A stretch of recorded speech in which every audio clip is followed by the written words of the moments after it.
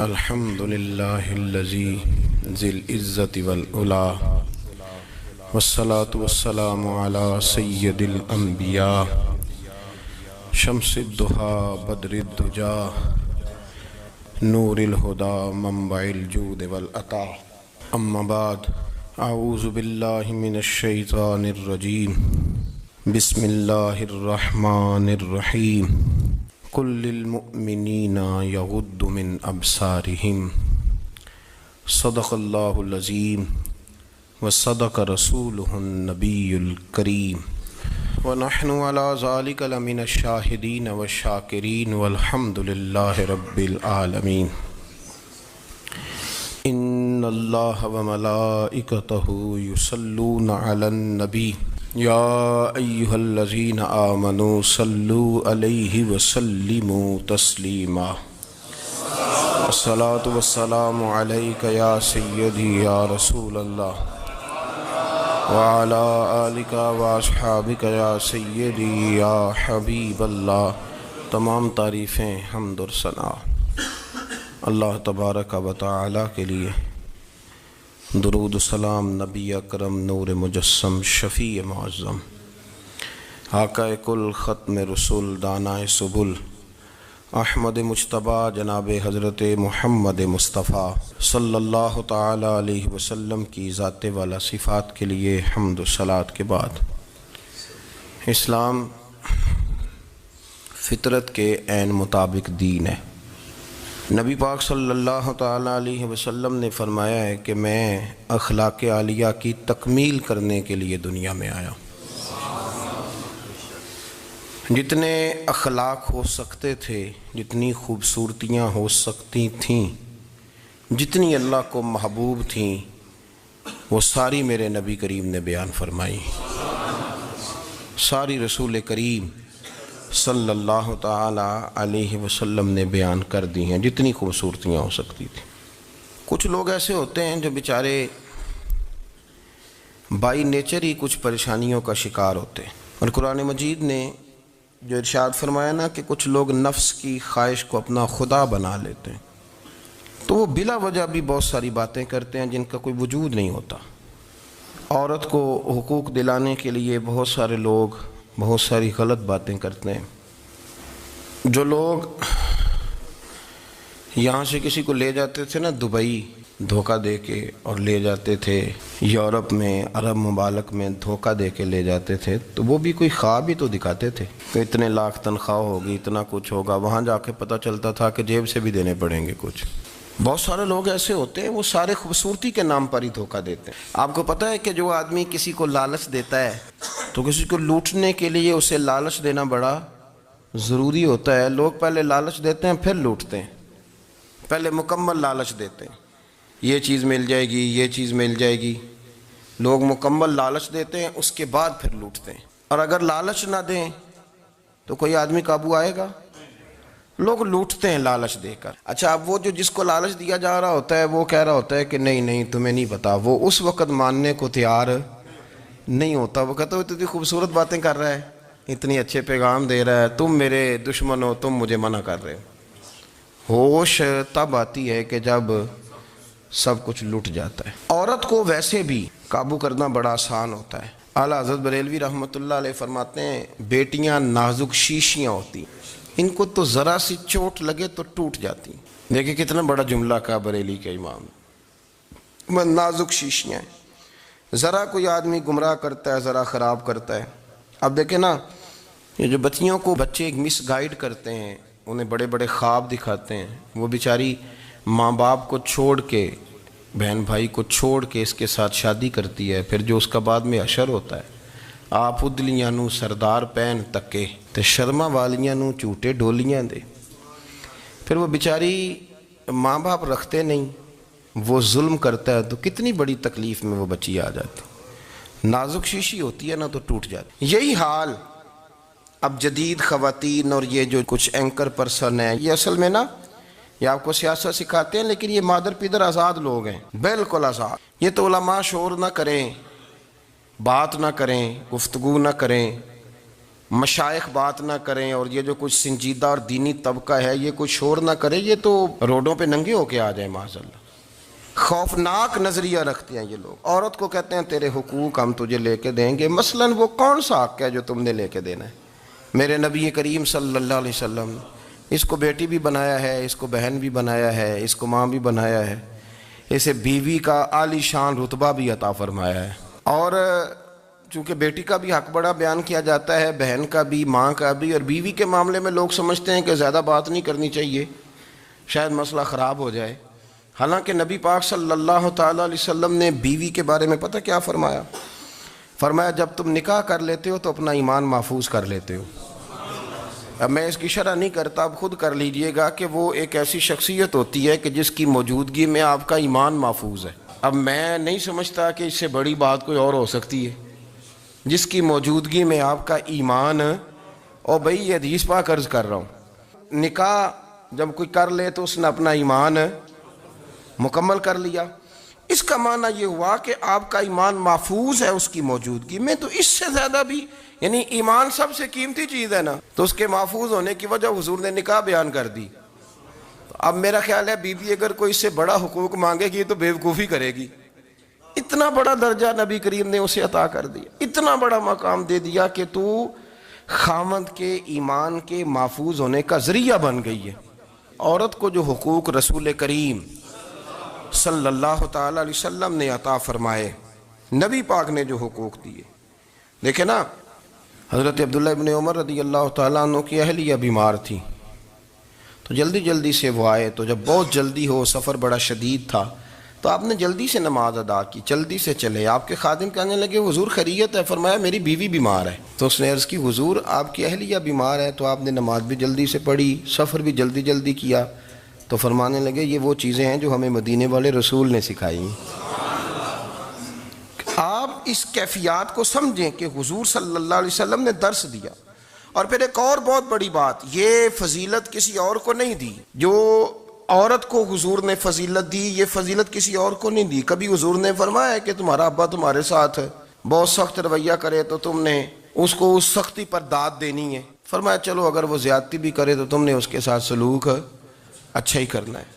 لیکن آپ ایک بات کو سمجھیں نا کہ بچے کے بارے میں، بیٹے کے بارے میں، بیٹی کے بارے میں فرمایا 10 سال کے ہو کے نماز نہ پڑھیں تو سختی کرو، تمہارا ڈنڈا بھی لٹکنا چاہیے۔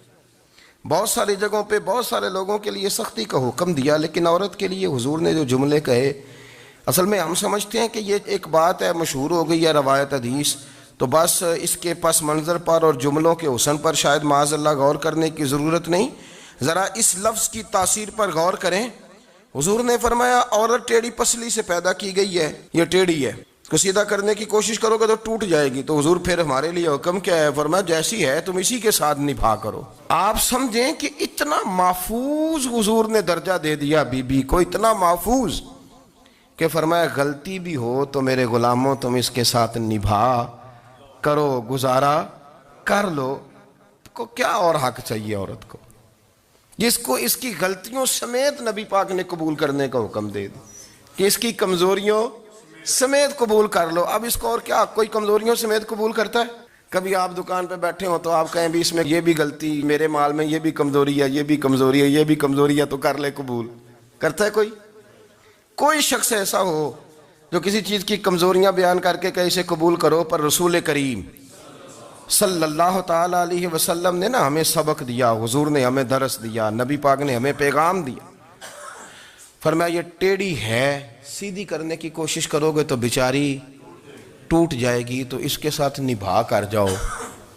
آپ میری بات کو سمجھیے گا۔ چلیں میں اس پر ایک اور بخاری مسلم کی حدیث پڑھتا ہوں۔ حضرت سلمان فارسی رضی اللہ تعالیٰ عنہ اور حضرت ابو درداء کے درمیان بھائی چارہ تھا۔ مکے سے مدینے جب لوگ آئے تو حضور نے بھائی بھائی بنایا تھا، ان کے درمیان بھائی چارہ تھا، تو ابھی پردے کی آیات نازل نہیں ہوئی تھیں، تو لوگ ایک دوسرے کی طرف جاتے تھے۔ حضرت سلمان فارسی رضی اللہ تعالیٰ عنہ حضرت ابو درداء رضی اللہ تعالیٰ عنہ کے گھر میں تشریف لے گئے تو دیکھا کہ ان کی بیوی بڑی غمگین بیٹھی ہیں۔ تو ہم نے فرمایا بہن کیا ہوا؟ تو کہنے لگی تمہارے بھائی کو دلچسپی کوئی نہیں رہی، ہر روز روزہ رکھ لیتا ہے اور ساری ساری رات نفل پڑھتا ہے۔ حضرت سلمان فارسی کہنے لگے ٹھیک ہے کر لیتے ہیں بندوبست۔ نماز دین ہے کہ نہیں؟ دین ہے نا یہ چیزیں؟ لیکن حضرت سلمان فارسی جناب ابو دردہ سے کہنے لگے آج میں نے تیرے گھر میں رہنا رات کو، کیونکہ وہ تو ساری رات نماز پڑھتے تھے، نفل پڑھتے تھے۔ انہوں نے کہا ٹھیک ہے، ایک بستر لا کے بچھا دیا حضرت سلمان فارسی کے لیے۔ سلمان فارسی فرمانے لگے دوسرا بھی لا۔ کہا وہ کیا کرنا ہے؟ فرمانے لگے تو نے بھی سونا ہے، میں نے بھی سونا ہے، تو نے بھی سونا ہے، عشاء پڑھیں گے اور پھر دونوں سوئیں گے۔ کہا میں نے تو نماز پڑھنی ہے۔ فرمایا تہجد کے وقت اٹھ کے پڑھیں گے، اللہ کے رسول بھی رات آخری حصے میں جا کے نماز پڑھتے ہیں۔ ادھر ساتھ سلا لیا، وہ تھوڑی کو دیر سوئے، اب عادت تھی ساری رات اٹھنے کی، ذرا اٹھنے لگے بستر سے تو حضرت سلمان فارسی فرمایا چپ کر کے سو جا، وہ بڑی رات پڑی ہوئی، چپ کر کے سو جا۔ وہ لیٹ گئے، پھر اٹھنے لگے تو فرمایا سو جا چپ کر کے، بڑا ٹائم ہے۔ سحری کے وقت اٹھے، نفل پڑھے، ان کا ارادہ تھا روزہ رکھنے کا، تو فرمانے لگے کل رکھا تھا نا نفلی روزہ، جی رکھا تھا، پرسوں بھی رکھا تھا، ترسوں بھی رکھا تھا، فرمایا آج نہیں رکھنا، آج میں تیرا مہمان ہوں، سارا دن کٹھے مل کے روٹیاں کھائیں گے، آج نہیں روزہ رکھنا، سلا دیا۔ اب حضرت ابو دردہ رضی اللہ تعالیٰ عنہ کہہ تو کچھ نہ سکے، پر کہنے لگے سلمان تمہیں پتہ ہے تم کیا کر رہے ہو، نہ تم نے مجھے رات اٹھ کے زیادہ نفل پڑھنے دیے، سویرے روزہ نہیں رکھنے دیا۔ تو حضرت سلمان فارسی کہنے لگے کوئی لمبی بات تو نہیں نا، چلتے ہیں نا ابھی فجر میں مسجد نبی میں، تو نبی پاک کو بتاتے ہیں۔ سرکار دو عالم علیہ السلام کی خدمت میں تو اپنی بات کرنا، میں اپنی کروں گا، حضور نتیجے کا اعلان فرما دیں گے، بات طے ہو جائے گی۔ حاضر خدمت ہوئے، عرض کی یا رسول اللہ صلی اللہ تعالیٰ علیہ وسلم یہ ساری رات نفل پڑھتے ہیں، ہر روز روزہ رکھتے ہیں، ان کی اہلیہ غمگین بیٹھی ہیں، حکم فرمائیں۔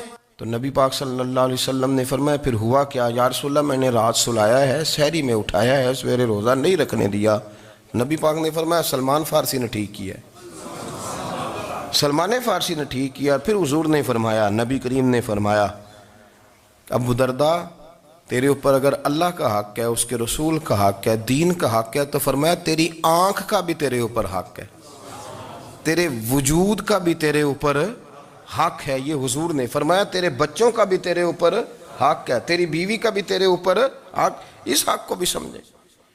حقوق اللہ بھی ہیں، پر تیری آنکھ کا بھی تیرے اوپر، کیا مانا کہ تیری آنکھ سونا چاہتی ہے تو اسے سلا بھی، تیرے وجود کا بھی تیرے اوپر حق ہے، تو تیرا وجود آرام کرنا چاہتا ہے تو اسے آرام بھی کرا۔ اور پھر وہاں نبی پاک صلی اللہ علیہ وسلم نے فرمایا میں تم سب، سننا یہ لفظ حدیث کے، حضور نے اسی موقع پر فرمایا میں تم سب سے زیادہ اپنے رب کو جانتا ہوں اور میں تم سب سے بڑھ کر اپنے رب سے ڈرتا ہوں۔ حضور فرمانے لگے میں روزہ بھی رکھتا ہوں، افطار بھی کرتا ہوں، یعنی کبھی رکھتا ہوں اور کبھی نہیں رکھتا۔ فرمایا میں نفل بھی پڑھتا ہوں اور اپنی بیویوں کو وقت بھی دیتا ہوں۔ سرکار مسجد میں بھی آتے تھے، نواسوں کے ساتھ کھیلا بھی کرتے، ان کے ساتھ پیار بھی کرتے۔ تو اتنے بڑے حقوق حضور نے بیان فرمائے عورتوں کے کہ تمہاری بیوی کا بھی تمہارے اوپر۔ لو ایک حدیث بخاری کی اور یہاں بیان کر دیتا ہوں۔ ایک شخص نے آ کے عرض کی یا رسول اللہ صلی اللہ تعالیٰ علیہ وسلم جہاد کے لیے تیاری ہو گئی ہے، صفیں بن رہی ہیں، مجاہدین کی تیاری ہے، تو میرا بھی نام لکھ دیا گیا ہے مجاہدوں کی لسٹ میں، لیکن یا رسول اللہ صلی اللہ تعالیٰ علیہ وسلم میری بیوی نے حج کی تیاری کر لی ہے اور میرے دوستوں نے، صحابہ نے میرا نام مجاہدین کی لسٹ میں لکھ دیا، تو میرے لیے کیا حکم ہے؟ یہ بخاری مسلم ہے۔ تو نبی پاک صلی اللہ تعالیٰ علیہ وسلم نے فرمایا جہاد پہ کوئی اور چلا جائے گا تو بیوی کے ساتھ حج کرنے جا، اسے محرم کی ضرورت ہے، وہ تیرے بغیر کیسے جائے گی؟ مجاہدین کو تو اور مجاہد مل جائے گا، پر تو اپنی بیوی کے ساتھ جانا۔ تو نبی پاک صلی اللہ علیہ وسلم نے مرد کو محافظ بنایا ہے، عورت کو مرد کا قیدی نہیں بنایا، بلکہ عورت کو حفاظت عطا کی اور مرد کو اس کا محافظ بنایا۔ اب بچیاں آزاد ہونا چاہتی ہیں، اور آزادی بھی وہ والی کہ جو بنیادی طور پر آزادی نہیں، فحاشی ہے۔ میں نے بہت پہلے کہا ہے کہ اسلام بیٹیوں کو قیمتی سمجھتا ہے۔ جس بندے کے پاس 20 تولے سونا ہو وہ چوک میں لے کے نہیں آتا، وہ قیمتی چیز ہے، اس نے چھپا کے رکھی ہوتی ہے۔ تو جو نبی پاک صلی اللہ علیہ وسلم کا کلمہ پڑھنے والے بیویاں، اسلام انہیں قیمتی سمجھتا ہے، کہتا ہے کہ تم قیمتی ہو لہذا گھر کے اندر رہو، تم باہر نہ ہو۔ لیکن عورتیں ہیں کہ ان کو بلا وجہ لوگ خراب کر دیتے ہیں اور بلا وجہ وہ اس مغالطے کا شکار ہو جاتی ہیں۔ اب آگے بڑھتے ہیں۔ قرآن مجید نے سورہ نور کی آیت نمبر 30 میں کہا کہ کل للمؤمنین یغضوا من ابصارہم، فرمایا کہ اے محبوب علیہ السلام مومن مردوں سے کہہ دو کہ اپنی نظریں جھکا کے رکھیں، اپنی نظریں۔ اور اگلی آیت میں فرمایا وَقُلْ لِلْمُؤْمِنَاتِ يَغْضُضْنَ مِنْ أَبْصَارِهِنَّ، فرمایا کہ اے محبوب مومن عورتوں سے بھی کہہ دو کہ اپنی نظریں جھکا۔ مرد بھی اپنی نظر جھکا کے رکھے گا عورت کی طرف لیکن یہ ساری پابندی صرف مرد پر نہیں، عورت بھی غیر محرم کا چہرہ نہیں دیکھے گی، اس پر بھی اسی طرح نظر جھکانے کا حکم ہے جس طرح کہ وہ ہر دکاندار کو بھائی جان کہہ کے گفتگو کرنے کی اس کو بھی اجازت نہیں ہے کہ وہ سمجھے کہ پابندی تو مرد نے کرنی تھی، میں نے تھوڑی کرنی تھی۔ وہ جس کے پاس جائے، جہاں بھی جائے، ڈاکٹر کے پاس جائے، باہر جائے، تو وہ جس طرح مرضی اس کا دل چاہے وہ بات چیت کرے، اس کی عورت کو بھی اجازت اسلام نہیں دیتا۔ بنیادی طور پہ اسلام شرم و حیا کا دین ہے، حیا کی بات کرتا ہے۔ حیا کی جب ہم تعریف کرتے ہیں تو حیا کی تعریف یہ ہے کہ کوئی کبھی چیز دیکھ کے نا تو آپ کی طبیعت میں کراہت محسوس ہو، آپ کوئی غلط جملہ منہ سے نکالتے ہوئے ذرا جھجکیں، آپ کوئی غلط بات کرتے ہوئے تھوڑا بوجھ محسوس کریں۔ ہمارے ہاں تیزی سے فروغ پایا ہے بے حیائی، سنگیوں کی محفلیں، یاروں کی محفلیں، اس میں غلیظ گفتگو ہوتی ہے، اللہ ماشاء۔ دوستوں کو بڑی پاک صاف گفتگو کرنی چاہیے، دوستی کا رشتہ بڑا مقدس رشتہ ہے، جو یہاں ایک دوسرے سے پیار کریں گے جنت میں بھی اکٹھے داخل کیے جائیں گے۔ شرط یہ ہے کہ پیار اللہ رسول کی رضا کے لیے ہو، لیکن اس کے اندر اگر آپ کی گفتگو کچی ہو، کمزور ہو، فحاشی والی ہو، عریانی والی ہو، وہ ہمارے ہاں تو اب اس کو لوگ فیشن سمجھتے ہیں، اس کو مردانگی کی علامت سمجھتے ہیں کہ وہ جی ساری باتیں جی وہاں ہو گئیں، اور جس کا جو جی چاہا اس نے کہا۔ آپ جب حیا کے دائرے میں ہوتے ہیں تو آپ خود بھی سکون محسوس کرتے ہیں۔ دیکھیں نا، آپ کو نیند سکون سے کہاں آتی ہے؟ جہاں کمرہ بند ہو، چاروں جانب دیوار ہے، اوپر چھت ہے، خالی دروازہ بھی کھلا ہوا ہونا تو جب بندہ سکون لینا چاہتا ہے تو کہتا ہے یار ذرا دروازہ ذرا بند کر دو۔ وہ اچھی طرح اپنے آپ کو چھپا لیتا ہے نا حیا کے پردے میں، تو اللہ اسے سکون عطا کرتا ہے۔ اور جو اس سے بھی زیادہ ٹھنڈی نیند میں جانا چاہتا ہے وہ کہتا ہے لائٹ بھی بند کر دو۔ اب وہ مکمل طور پہ سمجھتا ہے کہ میں چاروں جانب سے چھپ گیا ہوں، اگر میں کھل کے بھی سو جاؤں گا تو میرا چونکہ پردہ قائم ہے تو مجھے کوئی دشواری نہیں ہوگی۔ آپ جب چھپ جاتے ہیں، جب آپ حیا کے اندر سمٹ جاتے ہیں، جب آپ چادر کے اندر آ جاتے ہیں تو آپ بہت ساری جگہوں پہ آسانی محسوس کرتے ہیں۔ تو حیا تو آپ کو سکون دیتی ہے، حیا تو دل کو راحت دیتی ہے۔ میں بڑی ذمہ داری سے بات عرض کرتا ہوں، قرآن مجید نے نا ایک مقام پہ مذاق کو، ایک مزاح ہوتا ہے خوش طبی، وہ نہیں مذاق اڑانا، قرآن پاک نے نا مذاق کو ایک جگہ پہ جاہلوں کا طریقہ بھی قرار دیا ہے۔ بنی اسرائیل کے لوگوں سے حضرت موسیٰ نے کہا کہ گائے ذبح کرو اور ایک ٹکڑا مقتول کو مارو، زندہ ہو کے خود بتا دے گا مجھے کس بندے نے قتل کیا۔ تو کہنے لگے آپ ہمارے ساتھ مذاق کر رہے ہیں۔ تو قرآن مجید کہتا ہے کہ حضرت سیدنا موسیٰ علیہ السلام فرمانے لگے اعوذ باللہ ان اکون من الجاہلین، فرمانے لگے میں اللہ کی پناہ مانگتا ہوں کہ میں جاہلوں میں سے ہو جاؤں۔ یہ مذاق کرنا تو جاہلوں کا طریقہ ہے۔ اگر آپ کی زبان سے بے حیائی کا جملہ نکل گیا، اگر آپ کی زبان سے بے حیائی کا جملہ نکل گیا، آپ نے کہہ دیا کہ ہم آزاد لوگ ہیں، جو مرضی کریں گے، جو مرضی کہیں گے، جو ہمارا دل میں آئے گا کریں گے، تو پھر تو لوگ آپ کا وہ حشر کریں گے کہ آپ سے برداشت ہی نہیں ہوگا۔ جس کا لوگ مذاق بنا لیتے ہیں اور جو مذاق بن جاتا ہے پھر اسے کچھ جینے دیتا ہے۔ آپ حیا کی چادر میں چھپیں گے تو بچیں گے، اگر آپ نے اپنا مذاق بنوا لیا یہ کہہ کے کہ میں نے مرضی کرنی ہے، پھر یاد رکھنا چھپنے کو جگہ نہیں ملے گی، پھر تکلیف میں آ جائیں گے، پھر بہت بڑی اذیت کا شکار ہو جائیں۔ شرم و حیا، عرب کے اندر جو کنواری لڑکیاں تھیں ان میں بڑی حیا ہوتی۔ الحمدللہ میں بڑے فخر سے کہتا ہوں کہ میرے پنجاب کی، میرے پاکستان کی بیٹیاں بھی 20 دفعہ ان کا ابا کہے تیری شادی کرنی ہے تو وہ آنکھ نہیں اٹھا پاتی آج بھی۔ یہ تو وہ چند لوگ ہیں جو کہتے ہیں ہم ہائی کلاس ہو گئے، ہمیں نہیں پتا کہ وہ روشن خیال ہو گئے ہیں کہ روغن خیال ہو گئے، پتہ نہیں کدھر چلے گئے۔ ورنہ ہماری بیٹیاں آج بھی جب ان سے ان کا باپ، ان کی ماں بات کرتی ہے تیری شادی کی، تو وہ تو شرم کے ساتھ پچھلے سے پچھلے کمرے میں چھپتی ہیں۔ یہ اللہ نے فضل کیا ہوا ہے اس ملت پر۔ تو عرب کی لڑکی بڑی حیا والی ہوتی تھی، اس سے کوئی بات کرنی پڑتی تھی تو 20 دفعہ بات کی جاتی، پھر بھی وہ عورت چھپتی پھرتی تھی۔ حضرت عائشہ صدیقہ رضی اللہ تعالیٰ عنہ فرمانے لگیں میرے نبی پاک صلی اللہ علیہ وسلم عرب کی کنواری لڑکیوں سے بھی زیادہ حیا کرنے والے۔ قاضی اعجاز مالکی نے، شیخ عبدالحق محدث دہلوی نے، دیگر بزرگ جو سیرت نگار گزرے انہوں نے لکھا ہے کہ نبی پاک صلی اللہ علیہ وسلم کے اندر 100 مردوں سے زیادہ طاقت تھی، 100 مردوں سے زیادہ طاقت۔ اب جو بات کہنے لگا ہوں، جو نتیجہ دینے لگا ہوں، اس پر خاص توجہ آپ فرمائیں گے۔ ذرا فکری طور پر، نظریاتی طور پر ایک چیز کو سمجھیے. ہم سمجھتے ہیں کہ جوان لڑکا ہے جی جو مرضی کرے، عمر ہے جی. آپ ذرا بات پر غور کیجئے گا کہ حضور صلی اللہ علیہ وسلم میں طاقت 100 مردوں سے زیادہ ہے اور حیا کواری لڑکیوں سے بھی زیادہ ہے. ذرا اس بات کا تقابلی جائزہ کیجئے گا کہ طاقت 100 مرد سے زیادہ ہے لیکن حیا کواری لڑکی سے بھی زیادہ ہے. اس کا معنی یہ ہوا کہ جس ٹہنی کو پھل زیادہ لگ جاتے ہیں وہ جھکا کرتی. تو حیا تو حسن ہے، حیا تو آپ کو پاک صاف کرے گا، حیا تو آپ کو نرالا کرے گا.